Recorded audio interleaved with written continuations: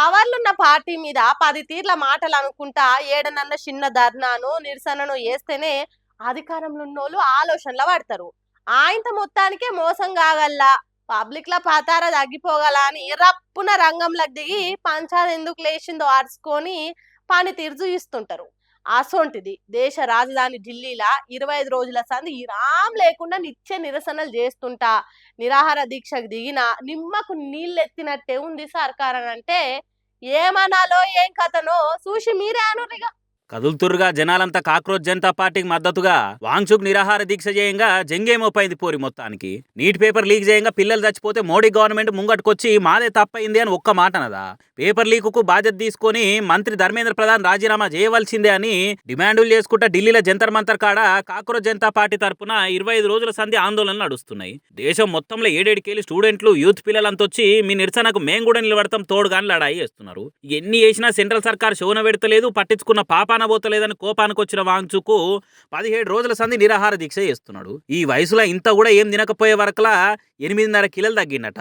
కండరాల నొప్పితోని కష్టం ఎలదీస్తున్నాడట. సర్కార్ మాతోని చర్చలు జరిపేదాకా నిరవధిక నిరాహార దీక్ష బంద్ చేసేదే లేదని బాజాబ్తో చెప్పుకొస్తున్నాడు వాంగ్చుక్. ఇక కాక్రోచ్ పార్టీ తరఫున మాట్లాడుకుంటా మాకు కూడా మస్తు భయమే అవుతున్నది. వాంగ్చుక్ పానం ఇంత ఇంత పల్సగవుతున్నది. సార్ మరీ సన్నగా అయిపోతున్నాడు. అంటా ఉంటే టైం పోతూనే ఉన్నది, రోజులు గడుస్తూనే ఉన్నాయి. కానీ గవర్నమెంట్కి వెళ్ళి ఏం ముచ్చట వస్తలేదు.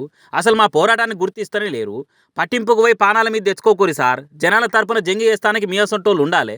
మమ్మల్ని ముంగటుని నడిపియాలని వాంగ్చుక్ సార్ను ఒక్క తీరుగా బతిలాడినా కూడా ఆయన ఇంటలేడు. నడిమిట్లా ఇడిసేదే లేదు, దీక్ష ఆపేదే లేదని చెప్తున్నాడు సారు అని బాధతో చెప్పబట్టినట.